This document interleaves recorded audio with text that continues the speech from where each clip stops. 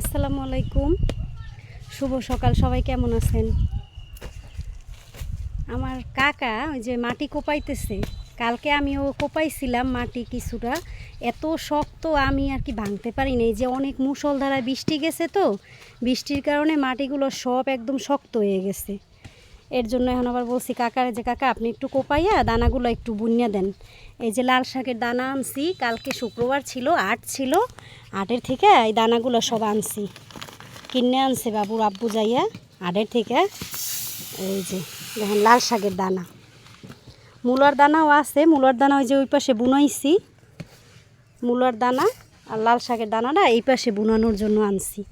জায়গায় যে শুকাই গেছে, এতদিন আসলে বুনাইতে পারি নাই, এতদিন অনেক বৃষ্টি ছিল, বৃষ্টির কারণে যদি লাল শাক বুনাইতাম লাল শাকটা মারা যাইতো, এত বৃষ্টি গাছ আর উঠতে পারতো না।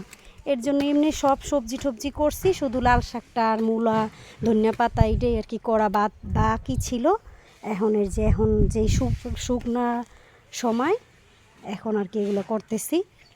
তো সবাই দোয়া করেন আর ভালো থাকেন। এর পরের ভিডিওতে আবার দেখা হবে, আজ এ পর্যন্তই।